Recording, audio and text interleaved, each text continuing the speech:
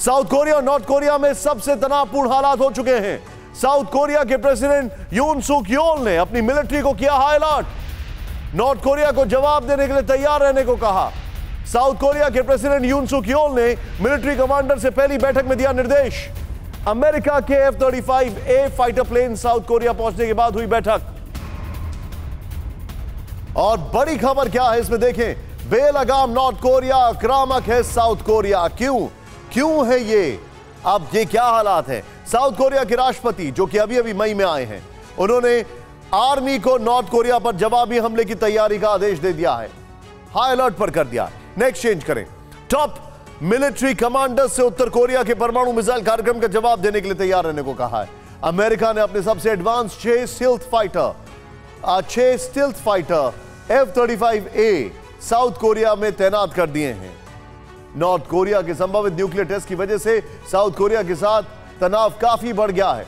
South Korea और north east Asia के आसपास सिक्योरिटी अनसर्टेनिटी बढ़ गई है। प्रेसिडेंट यून ने कहा है अमेरिका, साउथ कोरिया और जापान में नॉर्थ कोरिया के खिलाफ एक्सटेंडेड डिटरेंस पर सहमति बनी। इस सब के बीच एक और बड़ी खबर है। जिस तरह अमेरिका साउथ कोरिया के साथ खड़ा है, उसके चलते जापान को भी ताकत मिल रही है। इसीलिए जापान भी कोरिया समेत चीन के खिलाफ वोकल होने लगा है। चीन का कहना है कि अमेरिका एशिया में नेटो बनाने की तैयारी कर रहा है, जो कामयाब नहीं होगा। हालांकि जहां तक यूरोप की बात है तो इस वक्त टेंशन काफी हाई है। हर जगह अमेरिका के F-35 नजर आ रहे हैं। ध्यान से देखिएगा। कोरिया टू यूरोप, कयामत का काउंटडाउन। 27 जून रूसी खतरे को देखकर चेक से अमेरिका के F-35 ने ब्लैक सी की तरफ उड़ान भरी। चेंज करें। 29 जून की अगर बात की जाए, बाइडेन ने ऐलान किया कि ब्रिटेन में F-35 की 2 और स्क्वाड्रन तैनात की जाएंगी। ब्रिटेन में 1 जुलाई ग्रीस ने अमेरिका से 20 F-35 विमान खरीदने के लिए ऑफिशियल रिक्वेस्ट भेजी है। ग्रीस जिसका टर्की के साथ वाद विवाद चल रहा है। 2030 तक स्वीडन, फिनलैंड समेत दूसरे नॉर्डिक देशों के पास 143 F-35 होंगे, लेकिन शायद ये टाइम पर डिलीवर नहीं हो पाएंगे। 5 जुलाई मलेशिया को भी F-35 विमान बेच सकता है अमेरिका। धंधा कर रहा है, बिजनेस कर रहा है अमेरिका। सोचें आप।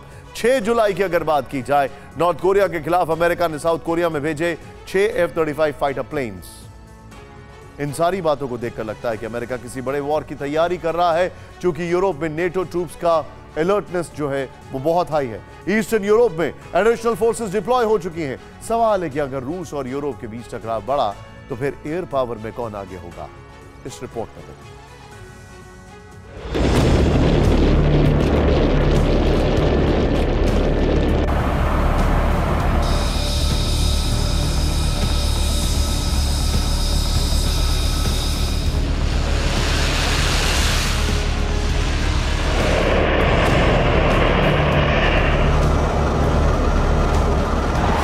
एक कहावत मशहूर है, attack is the best defence. लगता है अमेरिकी राष्ट्रपति बाइडेन खेल के मैदान की इसी कहावत को युद्ध के मोर्चे पर भी सार्थक करने की कोशिश कर रहे हैं। एक तरफ जहां उन्होंने न्यूक्लियर बॉम्बर्स के साथ स्टेल्थ फाइटर प्लेन्स को साउथ कोरिया भेज दिया, तो वहीं दूसरी तरफ अब यूरोप को भी न्यूक्लियर बम दागने वाले विमानों का सुरक्षा कवच प्रोवाइड किया जा रहा है। आज की तारीख में यूरोप के कई देश ऐसे हैं जिनके पास टैक्टिकल न्यूक्लियर बम दागने वाले विमान पहुंच गए, और ये लिस्ट अचानक से ही बढ़ी है। इसका जिक्र खुद बाइडेन ने मैड्रिड में हुई नाटो समिट में कर दिया था।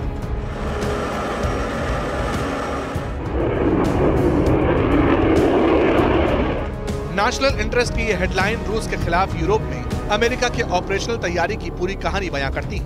खबर के मुताबिक यूरोप में अमेरिका के कई F-35 पहुंचना शुरू हो चुके हैं। अमेरिका ने सबसे बड़ा सरप्राइज पैकेज ब्रिटेन को दिया। ऐलान ये हुआ, ब्रिटेन के लेकनहीथ एयरबेस पर F-35 की 2 और स्क्वाड्रन तैनात होंगी। इसका मतलब करीब 24 से 48 और फाइटर प्लेन्स ब्रिटेन को मिलने वाले हैं। इसी लेकनहीथ एयरबेस पर अमेरिका के कई एटम बम स्टोर करने की भी खबरें हैं।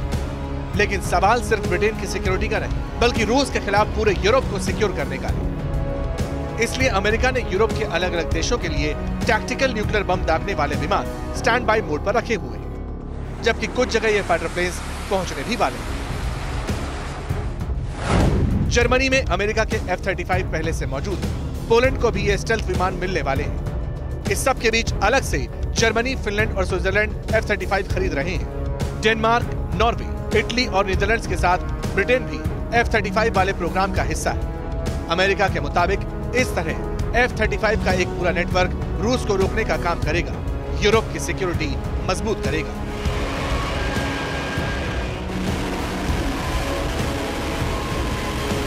अब सबसे बड़ा सवाल यह है कि अगर रूस ने वाकई यूरोप में एयर ऑपरेशन को अंजाम देना शुरू कर दिया तो उसे सबसे पहले कहां से काउंटर मिलेगा। इसे लेकर रिपोर्ट कहती है सबसे पहले पोलैंड और जर्मनी से F-35 फाइटर प्लेन्स उड़ान भरेंगे। यहां से उड़ान भरने के बाद ये रूस के एयर स्पेस में दाखिल हो सकते हैं। इसी तरह ब्रिटेन से भी लड़ाकू विमान रूस पहुंच सकते हैं, मगर इन्हें रिफ्यूलिंग की जरूरत होगी। F-35 स्टेल्थ फाइटर प्लेन एक इंटरकनेक्टेड मल्टीनेशनल फोर्स बना सकते हैं। Multi function advance data link के जरिए ये विमान एक साथ कई शहरों से बड़े पैमाने पर ऑपरेशंस को अंजाम दे सकते हैं।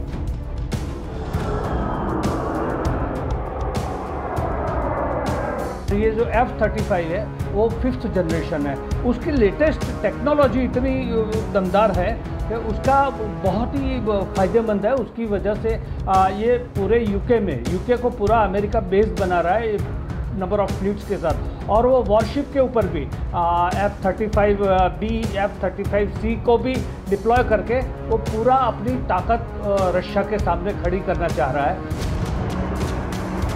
इस वक्त रूस के पास F-35 को काउंटर करने के लिए सुखोई 57 मौजूद है। हालांकि खुद रशियन मीडिया के मुताबिक इन विमानों की संख्या ज्यादा नहीं है। आने वाले वक्त में 5th जनरेशन वाले कम से कम 70 विमान खरीदने की प्लानिंग है। ऐसे में यूरोप में F-35 के नेटवर्क का होना अपने आप में यूरोपीय देशों के लिए बड़ा एडवांटेज है। यानी एडवांस हवाई जेट्स के मामले में यूरोप अभी आगे दिख रहा है, लेकिन रूस यूरोपीय देशों को बार बार एटमी हमले की धमकी देता है। इसलिए कहा जा रहा है कि अगर यूरोप में जंग हो तो बात न्यूक्लियर हमले तक जा सकती है।